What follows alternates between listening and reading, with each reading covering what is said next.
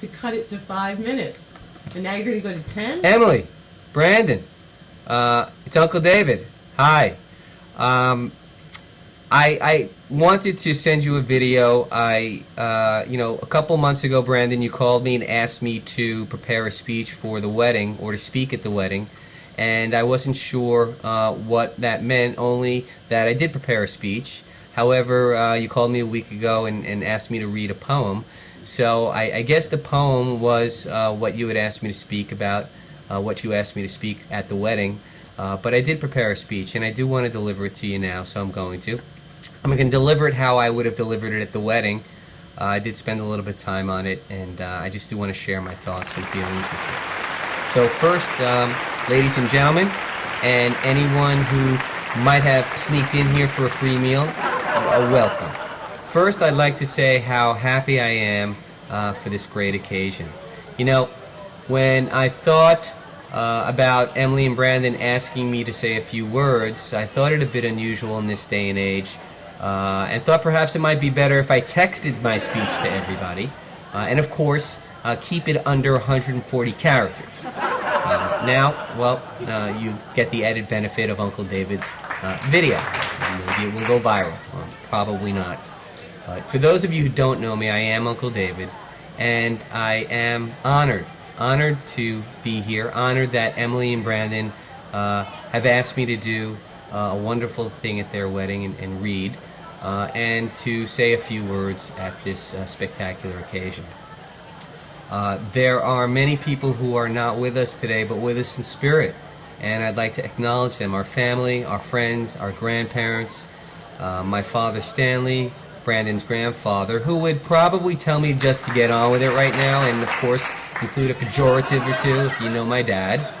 And for all in this room who have lost a loved one, please let us remember, absent friends, we are thinking of you, and we know that you are watching over us, and probably at this point urging me to just get on with it, so I will. To Emily's mom and dad, my admiration goes out to you.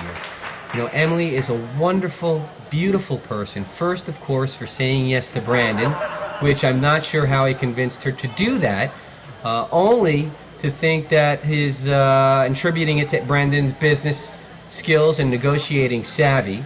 And after all, he works at Accenture. He spent the last 5 or 3 years convincing his clients that it will all work out in the end, and, you know, it usually does.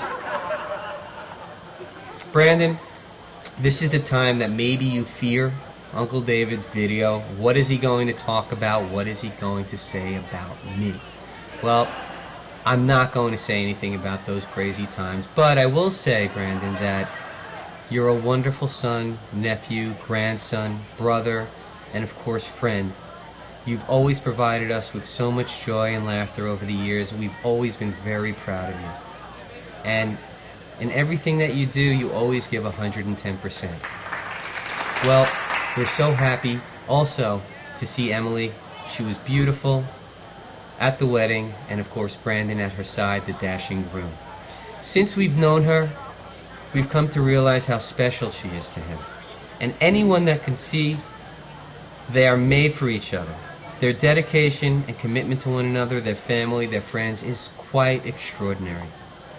As you know, they live in Washington, our nation's capital, and as such, this might be a time to add a bit of politics to this, but I thought best to avoid, except for the fact that I would agree with one of our candidates in saying that this wedding is great. It was big and great, the biggest and greatest wedding of all time, and guess what? No other wedding is going to be bigger or greater. That being said, when they do visit New York, which is quite often, you know, they both sacrifice sleep to visit with friends, to visit with family, traveling in the wee hours of the night on subways and on trains. They truly care. And at such a young age, they both recognize how short and precious life is. I'm so proud of the man Brandon has become and for the respect he shows to everyone around him. Most importantly, the respect both he and Emily have toward one another. Emily, I would like to welcome you officially to our family. Even though you've been a good part of it for some time now, you are a great woman who clearly loves Brandon and obviously makes him so very happy. I think you have been with Brandon long enough to know what you're letting yourself in for by joining our family. So, to be honest, I haven't gotten you any sympathy in that matter. But, joking aside, we are so glad to have you as part of our family. So, what advice can Uncle Dave offer about marriage?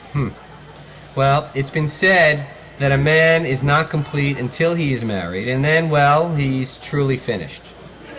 It's too late now, Brandon. Just remember, the man who gives in when he's wrong is a wise man. But a man who gives in when he's right is a married man. But seriously, love does not consist of gazing at each other, but in looking together in the same direction. A successful marriage requires falling in love many times, always with the same person.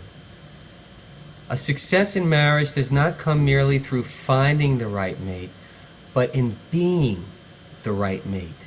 And finally, never go to bed in the middle of an argument. Be a man, stay up and fight. You've lost anyway, so you might as well get it over with. Emily and Brandon, you've obviously worked so hard at organizing everything for your wedding.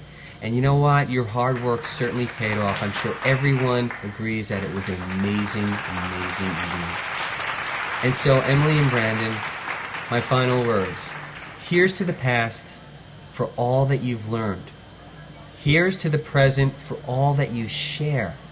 And here's to the future for all that you will look forward to together. Congratulations, Emily and Brandon. Cheers. I love you.